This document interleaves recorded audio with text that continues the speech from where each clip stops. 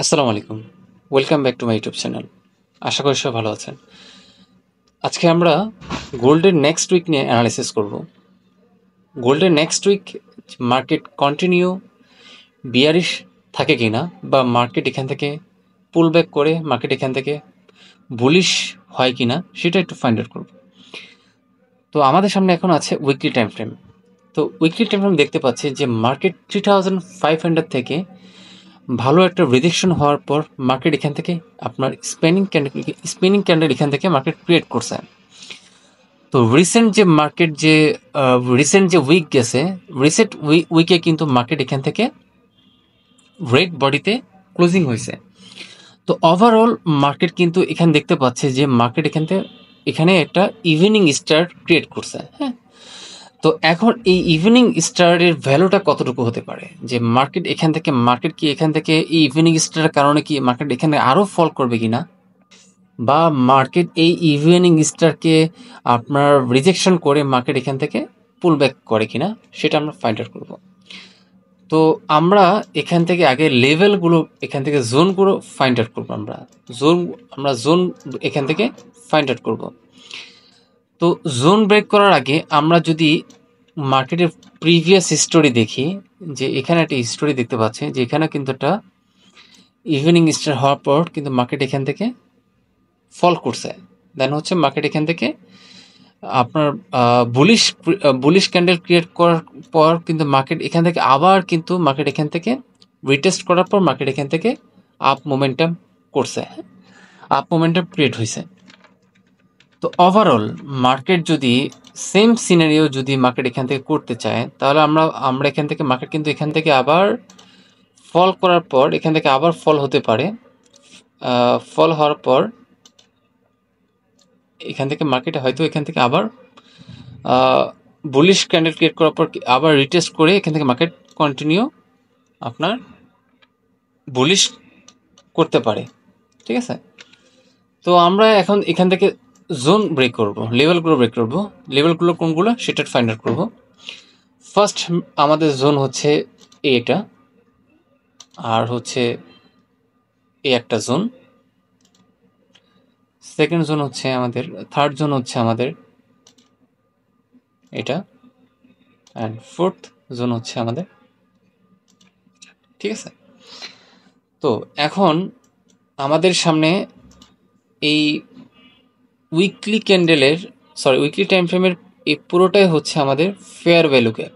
ঠিক আছে, তো এটাকে আমরা ফেয়ার ভ্যালু গ্যাপ হিসেবে এটা ধরে নেব। এটাকে আমি টেক্সট করে নিই, উইকলি অ্যাভারেজ এরিয়া। হ্যাঁ, এটা আমি টাইপ করে নিলাম। এটা পুরোটাই হচ্ছে উইকলি অ্যাভারেজ এরিয়া। সেটা কতটুকু? 3150 থেকে 3120। এই পুরোটাই হচ্ছে মার্কেটের উইকলি অ্যাভারেজ এরিয়া। হতে পারে মার্কেট এখান থেকে এভাবে আসার পর আবার মার্কেট এখান থেকে টাচ করে মার্কেট এখান থেকে বাই হতে পারে। ঠিক আছে, তো এখন আমরা এটাকে 1 ডে টাইম ফ্রেমে কনভার্ট করব। তো 1 ডে টাইম ফ্রেমে দেখতে পাচ্ছি যে মার্কেট আমাদের সামনে, যদি আমরা মার্কেটকে প্রিভিয়াস যদি প্রাইজেকশন এখান থেকে আমি ধরি, তো মার্কেট কিন্তু এটাকে আমি হায়ার হাই ধরলাম, higher low, higher high, higher low, এটা হচ্ছে হায়ার হাই। আবার যদি মার্কেট এটাকে হায়ার লো হিসেবে আমি এখান থেকে কাউন্ট করি, মার্কেট কিন্তু নিউ হায়ার হাই এখান থেকে করতে পারে।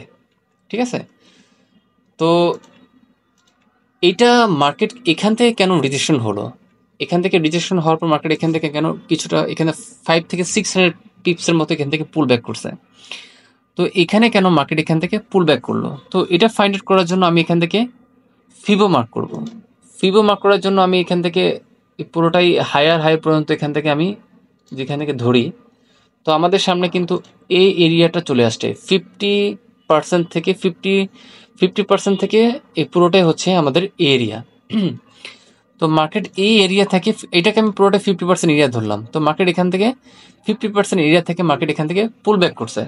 ঠিক আছে, তো এটা হচ্ছে আমাদের ডেইলি এফবিজি এরিয়া। হ্যাঁ, এটা আমাদের এখন, তাহলে এটা হবে আমাদের ডেইলি এফবিজি এরিয়া। এটা আমি এখান থেকে মার্ক করে নেব।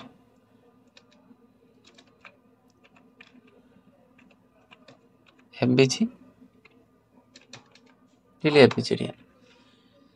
তো এখন মার্কেট যদি আপনার এই ইভিনিং স্টারের কারণে যদি মার্কেট এখান থেকে ফল করতে হয়, তাহলে মার্কেটকে আবার এই যে রেজিস্ট্যান্স আছে আমাদের 3165, এখান থেকে মার্কেট হয়তো এখান থেকে আবার সোমবারে, মানে সোমবার মানডেতে মার্কেটে এখান থেকে হয়তো এখানে আসার পর এখান থেকে যদি আবার রিজেকশন হয়, তাহলে এখান থেকে মার্কেট আবার এখান থেকে 3200, আমাদের নেক্সট টার্গেট যেটা আছে, নেক্সট যে সাপোর্ট আছে সেটা হচ্ছে 3200, যেটা ডেইলি এফবিজি।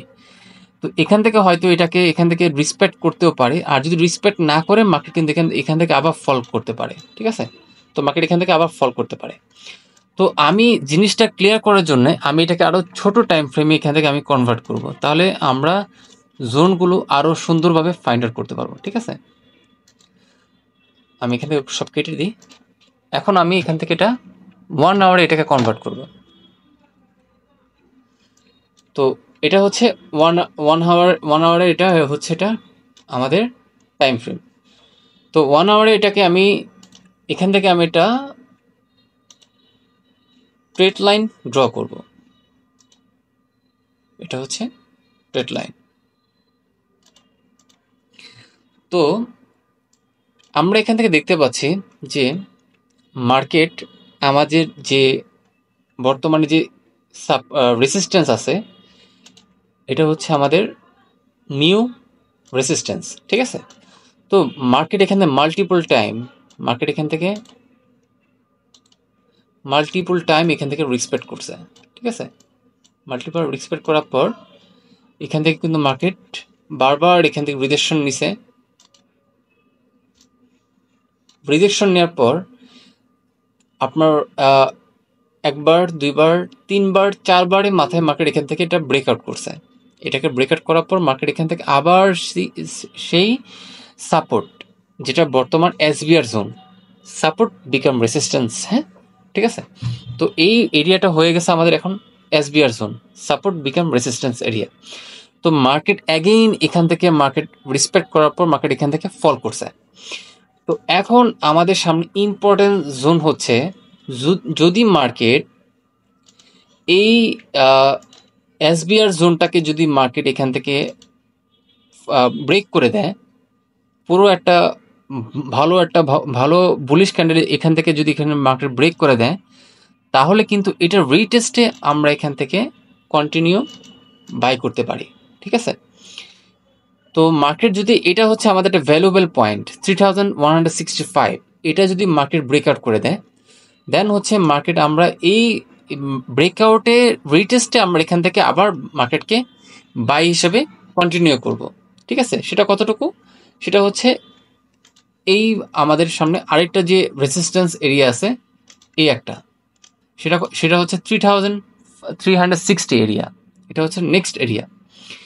এখন সাপোজ যদি মার্কেট নেক্সট যে সিনারিও আছে, সাপোজ মার্কেট এখানে আসার পর মার্কেট এখান থেকে আবার রিজেকশন হওয়ার পর মার্কেট এই 3200 এরিয়াতে আবার আসার পর যদি মার্কেট এখান থেকে রিসপেক্ট করলো না, মার্কেট এটাকে আবার এখান থেকে আবার বিয়ারিশ ক্যান্ডেল ক্রিয়েট করে দেয়, তাহলে কিন্তু মার্কেট এই 3150 থেকে 3120 পর্যন্ত মার্কেট আসার খুব চান্স আছে। ঠিক আছে, মার্কেট হয়তো এখান থেকে আসার চান্স খুবই বেশি, যদি 3200 যদি মার্কেট এখান থেকে ব্রেক করে দেয়।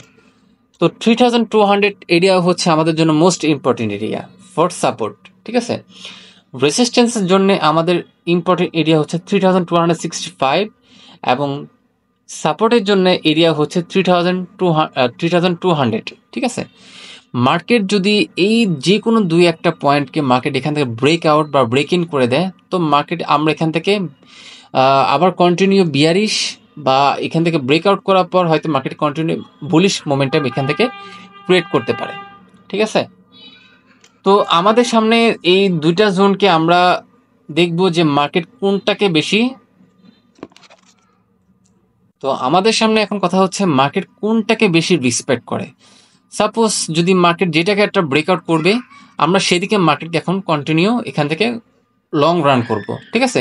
যেহেতু উইকলি টাইম ফ্রেমে আমরা দেখতে পাচ্ছি যে মার্কেট এখান থেকে ভালো একটা ইভিনিং স্টার ওখান থেকে ক্রিয়েট করছে, তো মার্কেট হয়তো ওখান থেকে মার্কেট ফল করতে পারে, বা যদি মার্কেট এখানে আবার যদি এখান থেকে ওটাকে ব্রেকআউট করে দেয়, দেন হচ্ছে মার্কেট এখান থেকে আবার কন্টিনিউ বুলিশ মোমেন্টাম এখান থেকে মার্কেট ক্রিয়েট করবে, ঠিক আছে। মার্কেট এখান থেকে 3265-কে যদি মার্কেট ব্রেক করে দেয়, দেন হচ্ছে মার্কেট এখান থেকে কন্টিনিউ আমরা এখান থেকে বুলিশ দেখব। তো আশা করি আপনারা বিষয়টা বুঝতে পারছেন। তো আমরা যারা লং ট্রেডার আছি, তো আমরা ওয়েট করব যে মার্কেট কোন জোনটাকে এখান থেকে ব্রেকআউট করে, ঠিক আছে। মার্কেট যেটাকে ব্রেকআউট বা ব্রেক ইন করবে, আমরা সেদিকে মার্কেট এখান থেকে কন্টিনিউ মার্কেটকে ট্রেড করব। তো আশা করি সবাই বুঝতে পারছেন। তো যদি আমার ভিডিওটা ভালো লেগে থাকে, কাইন্ডলি সাপোর্ট করবেন, লাইক করবেন, কমেন্টস করবেন।